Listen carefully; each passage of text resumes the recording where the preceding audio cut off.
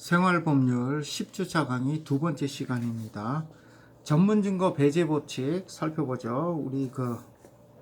제가 여러분들한테 나눠준 그 강의 자료 1쪽 한번 보세요. 전문증거 배제 법칙. 그럼 여기 이제 전문증거를 배제한다. 전문증거는 증거 능력이 없다. 이 얘기가 이제 전문증거 배제 법칙이에요. 그럼 이 전문증거가 뭐냐 이거죠. 전에 들었다 이런 뜻이에요. 전문은 전에서 들었다, 들을 문자예요. 전하다, 전달할 때 전자에다가 들을 문자예요. 그러니까 전에 들었다. 그러니까 전문 증거, 영어로는 hear by evidence라고도 하는데요. 이 전문 증거란 전에 들은 증거예요. 전에 들은 증거.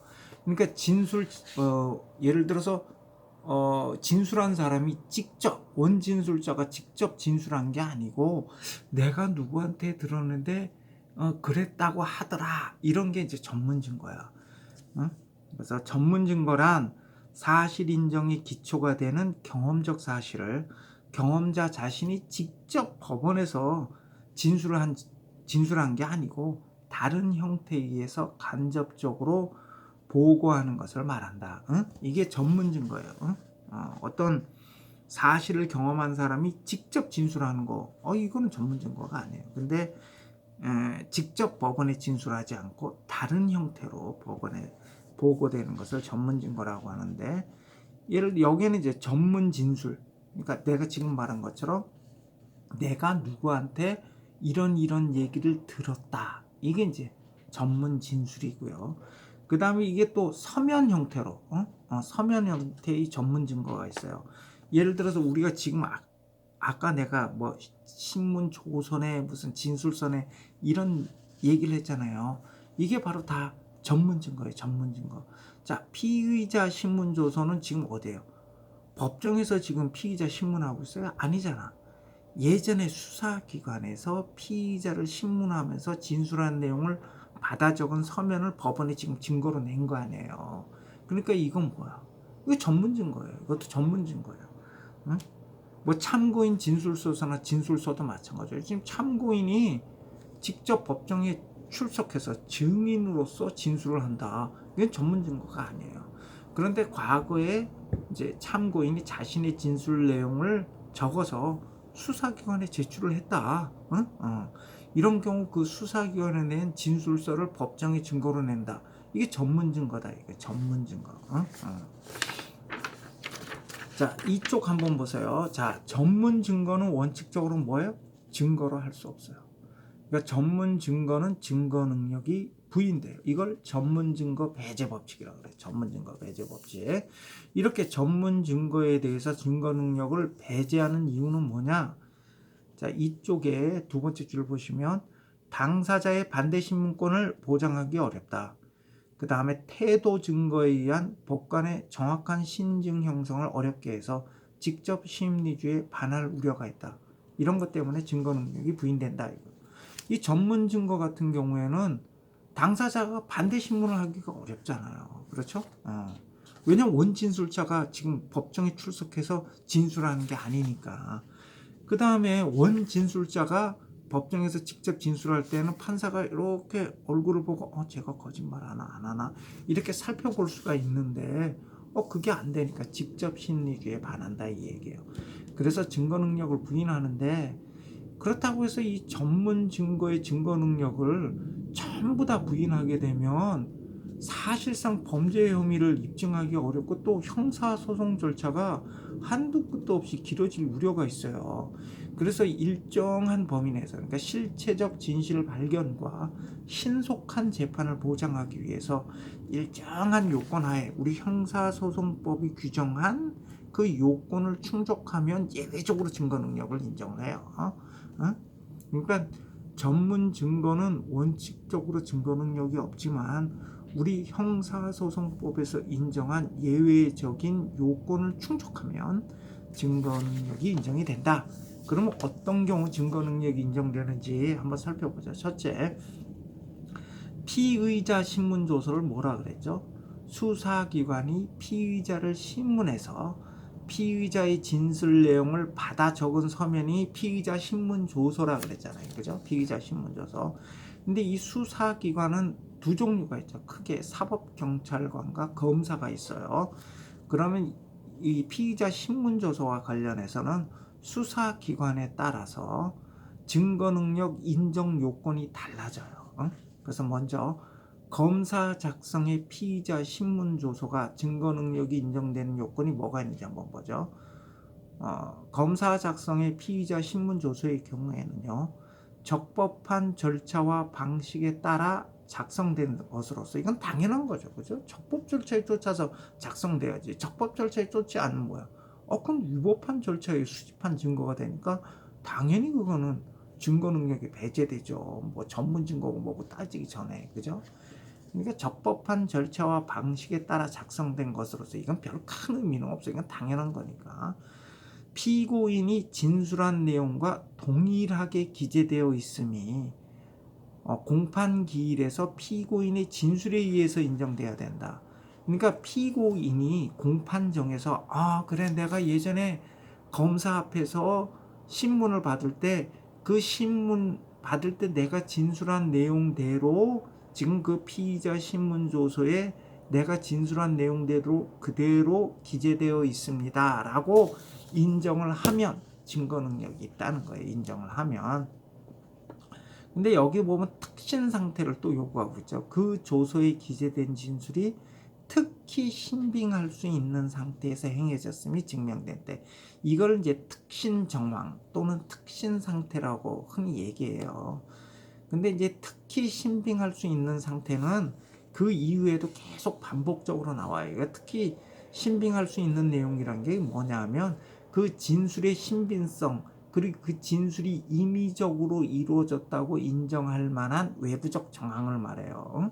그러니까 우리가 그런 경우에는 피의자가 아마 무슨 강압 없이 임의적으로 진술을 했어 이렇게 인정할 만한 어떤 외부적인 정황, 그리고 피의자의 진술이 허위가 아니라고 인정할 만한 외부적인 정황, 이런 걸 말하는 거죠. 그죠? 뭐 예를 들어서 뭐 피의자가 신문 받고 나와서 자살을 했다든지, 그렇게 되면 우리가 어떻게 생각했어? 이거 도대체 수사기관에서 어떻게 수사를 했길래 아니 신문을 받고 나온 피의자가 자살을 했어 이렇게 되면 이거 이 특히 신빙할 수 있는 상태에서 진술이 이루어졌다 이렇게 보기 어렵겠죠. 그죠? 그러니까 특신 상태는 좀 어떻게 보면 예외적인 거예요. 어떤 특별한 상황이 발생했을 때 이제 특신 상태가 문제가 되죠. 하긴 뭐 그런 경우에는 공판 기일에 가서 진술도 못 하겠다. 그지? 그죠? 공판 기일에 가서 진술도 못 하겠네. 하여튼 뭐 좌우지간 뭐 어떤 뭐 진술이 그러니까 딱히 뭐라고 얘기하기는 좀 어려운데, 그러니까 특신 상태 같은 경우는 하여튼 그 진술이 임의적으로 이루어지지 않았다, 또는 진술의 어떤 신빙성이 떨어진다 이렇게 인정할 만한 외부적 정황이 없어야 된다는 거예요. 그러니까 검사 작성의 피의자 신문조서에서는 특신 상태가 부인되는 경우는 그렇게 흔한 경우는 아니에요, 사실은. 그러니까 주로 쟁점은 뭐겠어요? 피고인이 법정에서 자신이 진술한 내용대로 지금 피의자 신문조서에 기재된 내용이 자신이 진술한 내용과 같다, 이렇게 인정하는지 여부가 쟁점이 되겠지. 이걸 갖다가 성립의 진정이라 그래. 성립의 진정. 내용이 좀 어렵나? 이 성립의 진정이라는 게 뭐냐면 지금 여기서 뭘 인정을 한 거예요? 검사가 작성한 피의자 신문조서에 기재된 피의자의 진술 내용이 진실하다 이렇게 인정한 게 아니잖아요. 거기에 진술된 내용대로 내가 진술했다. 내가 그렇게 진술한 건 맞다. 이게 성립의 진정이에요. 그러니까 검사 작성의 피의자 신문조서에서는 나중에 이제 법정에서 피고인이 그래 내가 검사님 그 제출한 피의자 신문조서에 기재된 내용대로 내가 그 검사님 앞에서 진술한 거 맞아요, 이렇게 인정하면 증거 능력이 인정이 된다는 거예요. 성립의 진정을 인정하면. 그래서 여기 그 검사 작성의 피의자 신문조서 두 번째 단락 보시면 조서의 성립의 진정이 인정되고 특신 상태가 증명되면 증거 능력이 인정이 되는데, 이때 성립의 진정의 의미가 뭐냐? 조소 기재 내용과 같이 진술했다. 이렇게 하면 이제 성립의 진정이 인정되는 거고, 기재 내용이 진실하다 이것까지 인정할 필요는 없어요. 이걸 내용의 진정이라 그래. 내용의 진정. 그러니까 피의자 신문조서에 기재된 내용이 진실하다 이렇게 인정하는 걸 뭐라 그래? 내용의 진정이라 그래. 그 내용의 진정까지 인정할 필요 없어. 피의자 신문조서에 기재된 내용대로 내가 진술한 건 맞다. 응? 내 진술 내용과 동일하다. 이런 성립의 진정만 인정되어도 검사 작성의 피의자 신문조서는 증거 능력이 인정이 된다 이거예요.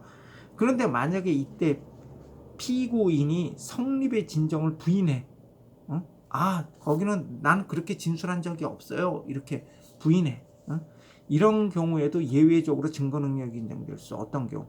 영상 녹화물이나 그 밖의 객관적인 방법에 의해서 증명된 경우. 그래서 우리가 보통 보면 검사한테 피의자 신문, 피의자가 검사 앞에 가서 신문 받을 때 요즘엔 다 영상 녹화를 하잖아. 요즘엔 다 영상 녹화해요. 혹시 피의자가 법정에 가서 성립진정 부인할까봐 영상 녹화한단 말이지. 그래서 영상 녹화물이나 그 밖의 객관적 방법에 의해서 이렇게 증명이 되면, 물론 이때도 특신 상태는 인정돼야겠지. 인정이 되면 증거 능력이 있다. 그러니까 검사 작성의 피의자 신문조서에서는 원칙적으로 어떤 요건 갖추면 증거 능력이 있어? 성립의 진정만 인정되면, 특신 상태는 당연히 요구되는 거고, 성립의 진정이 인정되면 증거 능력이 있다. 근데 만약에 피고인이 성립 진정을 부인하게 되면 영상 녹화물이나 그 밖의 객관적 방법에 의해서 증명이 되면 증거 능력이 인정이 된다. 자, 그 다음에 이제 사법경찰관 작성의 피의자 신문조서 한번 보자. 사법경찰관 작성의 피의자 신문조서의 경우에는 이제 검사하고 달라요. 거기 보면 수사기관 이렇게 사법경찰관으로 바뀌어져 있죠. 내가 수정을 했는데 아마 사법경찰관으로 여러분들 그 강의 안에는 수정돼 있을 거예요. 사법경찰관 작성의 피의자 신문조서의 경우에는 뭐 이 경우에도 당연히 적법 절차에 따라서 작성을 했어야겠죠. 이건 뭐 당연한 거고, 여기는 이제 검사와 달리 내용을 인정한 때 하나여 증거 능력이 인정돼요. 그러니까 내용이 진정이 인정이 돼요. 아까 검사 작성의 피의자 신문조서는 성립의 진정만 인정되면 되는데, 사법경찰관 작성의 피의자 신문조서에서는 내용의 진정까지 인정돼야 돼. 그게 뭐냐면 경찰이 작성한 피의자 신문조서에 대해서는 나중에 피의자가 피고인이 된 다음에 피고인으로서 법정에서 그 경찰관 앞에 작성한 내 그 진술한 내용, 경찰관 피의자 신문조서에 기재된 내 진술 내용은 객관적으로 진술 내용은 객관적으로 진실합니다. 이렇게 내용이 인정을 해야 증거 능력이 있어요. 제가 그 경찰 앞에서 그렇게 진술한 적은 있지만 그건 사실이 아니에요 하면 어떻게 돼? 증거 능력이 없어요. 그러니까 사법경찰관 작성의 피의자 신문조서 같은 경우 증거 능력이 인정되는 요건이 더 엄격해요. 이게 이제 뭐냐 하면 사법경찰관이 인권보장의식이라든지 이런 게 떨어진다는 걸 전제로 한 거예요. 떨어진다. 그래도 검사 정도 되면 나름대로 어떤 인권보장의 보루로서 뭐 어떤 피의자에 대해서 어떤 충분한 어떤 배려가 이루어졌고 이런 하에서 수사가 이루어졌다. 이게 전제되어 있는 거죠. 그래서 검사 작성의 피의자 신문조서에 대해서는 성립의 진정만 인정되면 되는데, 사법경찰관 작성의 피의자 신문조서에서는 내용의 진정까지 인정돼야 된다. 내용의 진정까지. 이제 아무래도 과거에 사법경찰관들이 경찰 단계에서 수사를 할 때 고문이나 이런 게 많이 행해졌죠. 물론 사실은 검사가 방조한 측면이 있어요. 검사가 좀 방조한 측면이 있어. 뭐 검사가 직접 그렇게 고문이나 협박을 하는 경우는 사실은 거의 없고요. 근데 이제 보면은 이제 나도 들은 얘기인데, 예를 들어서 뭐 검사 앞에 와서 피의자가 자백한 내용을 부인하는 경우에는 검사가 경찰을 부른다 그러죠. 아니 도대체 수사를 어떻게 해서 이 모양 이렇게 만들어 놨습니까? 막 이런다 면 검찰을 막 경찰을 막 나무란다는 거예요. 그러면 그 경찰이 피의자를 데려가죠. 데려가 가지고 이제 가혹행위를 하는 거죠. 너 검사 앞에 가서 엉뚱한 소리 하지 마. 그럼 이제 그다음 이제 검사 앞에 가서 피의자 신문 받을 때는 이제 술술 경찰에서 한 내용과 똑같이 술술 그대로 푸는 거죠. 응? 이런 경우가 많았어요. 그리고 검사가 일단 작성한 피의자 신문 조서는 증거 능력 인정 요건이 완화돼 있잖아요. 응? 그러니까 검사가 작성한 피의자 신문 조서에서는 사실상 내용의 진정까지 요구하지 않잖아.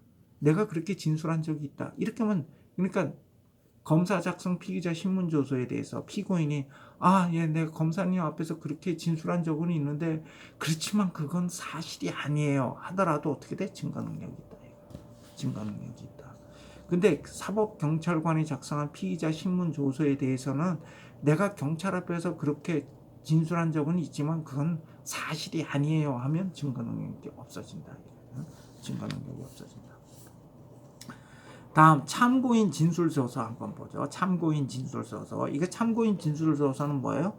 수사기관이 참고인을 신문해서 참고인이 진술한 내용을 누가 적은 거야? 수사기관이 적은 거야.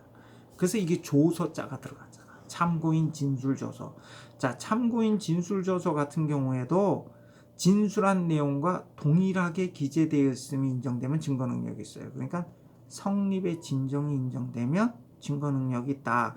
물론 이때도 특신 상태가 요구돼요. 특히 신빙할 수 있는 상태에서 행해졌음이 인정되어야 한다. 그리고 여기 보면 이제 이 참고인 진술 조서의 경우 원진술자가 신문할 수 있었던 그런 상태에 있어야 된다. 이게 원진술자가 공판 준비나 공판 기일에서 원진술자를 신문할 수 있었던 때에 증거로 쓸 수가 있다. 그러니까 참고인 진술 조서도 성립의 진정이 인정되면 물론 특신 상태도 인정돼야 되지만 그러면 증거 능력이 인정된다. 다음에 진술서. 이거는 이제 피의자나 참고인이 스스로 작성한 거예요. 스스로 작성한 거예요. 이게 진술서예요. 진술서. 자, 이 진술서의 경우에는 3쪽 한번 보세요. 이 진술서의 경우에는 그 성립의 진정이 인정되면 증거 능력이 인정돼요. 성립의 진정이 인정되고 특진 상태가 인정되면 증거 능력이 인정이 된다. 그런데 만약에 이 경우 성립의 진정을 부인하는 경우에는 과학적 분석 결과에 기초한 디지털 포렌식 자료나 감정 등 객관적 방법으로 성립의 진정함이 증명된 때에는 증거를 할 수가 있다. 근데 여러분들이 이제 이 진술서의 경우에는 좀 조심할 게 있어요. 자, 피고인이나 참고인이 작성한 진술서인데 문제가 이 피고인이나 참고인이 진술서를 작성했는데 수사 과정에서 수사기관 앞에서 작성했어요. 수사기관 앞에서. 자, 이런 경우 이 진술서는 뭐죠? 이거는 형식만 진술서지 이건 조서죠. 조서. 아니 수사기관 앞에서 거기서 종이 주면서 야, 너 여기 이 진술조서에서 기재한 내용대로 진술서 써. 그래서 진술서 썼어요. 이거는 형식적으로는 피의자 참고인이 직접 작성한 거지만 이거는 조서나 똑같다 이거야. 그래서 피고인이나 참고인이 수사 과정에서 작성한 진술서는 피의자 신문조서, 참고인 진술조서에 준해서 취급돼요. 그래서 만약에 경찰 앞에서 경찰에서 진술서를 작성했다 피의자가 그러면 이거는 진술서 증거 능력은 어떻게 인정된다고? 성립의 진정만 인정되면 증거 능력이 인정되잖아요. 특신 상태하고. 그런데 이 피의자가 수사 과정에서 작성한 진술서는 이건 진술서로 보지 않고 뭘로 본다? 피의자 신문조서로 본다. 그러면 이때 경찰 앞에서 피의자가 작성한 진술서는 피의자 신문조서로 취급되니까 이때는 뭐까지? 내용의 진정이 인정돼야 증거 능력이 인정된다. 내용의 진정이 인정돼요.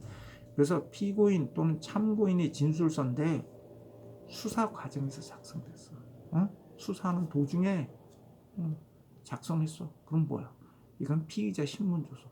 참고인 진술소서로 취급이 된다. 이거 주의하세요. 다음에 증거 능력에 대한 예외가 있어요. 우리가 지금 앞서 살펴봤었던 뭐 검사 작성의 피의자 신문조서, 사법경찰관 작성의 피의자 신문조서, 뭐 참고인 진술서서, 그 다음에 진술서 이런 걸 쭉 살펴봤죠. 그런데 이런 경우에 다 뭐라 그랬어? 그 조서에 어떤 그 진술 내용이 기재된 사람, 원 진술자가 공판정에 나와서 형사재판에 출석을 해서 성립의 진정을 인정하든지 아니면 내용의 진정을 인정했어야 되잖아요. 그런데 이 양반이 돌아가셨어. 사망, 질병, 외국 거주, 소재 불명 그 밖의 사유로 인해서 진술을 할 수가 없어. 성립의 진정이라든지 내용의 진정을 인정하는 진술을 할 수가 없어. 자, 이런 경우 사용할 수 없나? 그렇게 할 수는 없잖아. 그래서 이런 경우에는 특히 신빙할 수 있는 상태에서 행해졌음이 증명되면 증거 능력이 인정되는 거예요. 특신 상태. 이때는 이제 특신 상태가 중요하지. 이때 특신 상태가 이제 위력을 발휘하는 거예요. 이게 특신 상태가 있냐? 얼마 전에 성모 씨라고 그 사업을 운영하시던 양반이 자살을 하셨잖아요. 아니, 꽤 됐지? 꽤 됐죠. 참 가슴 아픈 일인데. 근데 이분이 이제 정치권에 뇌물을 공여했다. 이런 이제 어떤 진술을 하시고 자살을 했단 말이야. 그러니까 법정에서 그 양반 진술을 갖다가 법정에서 증거로 쓸 수가 없어요. 왜냐면 돌아가셨으니까. 자, 이런 경우 어떻게 하냐? 이땐 특히 신빙할 수 있는 상태, 특신 상태가 인정되는지 여부가 쟁점이 되죠. 그래서 이런 경우에 만약에 이분이 뭐 당시 뭐 진술의 임의성 자체는 의심할 여지가 없죠. 왜냐면 무슨 강압하에 진술한 게 아니니까 어디 끌려가가지고 고문 폭행을 당하면서 진술한 건 아니죠. 근데 이제 어떤 진술 내용의 허위성 여부가 또 문제되겠죠. 어떤 신빙성이라든지 이런 경우 봤더니 이분이 생전에 진술들을 여러 번 했는데 그 생전에 행한 진술이 서로 일치하고 그 다음에 다른 증인들의 진술에 비춰 보아도 모순되지 않고 이러면 어떻게 특신 상태를 인정할 수 있겠죠. 그렇다고 특신 상태가. 그러니까 이 경우는 이제 특신 상태가 굉장히 중요하죠. 특신 상태가. 그런데 이때도 거기 사법경찰관이 작성한 피의자 신문조서에 대해서는요.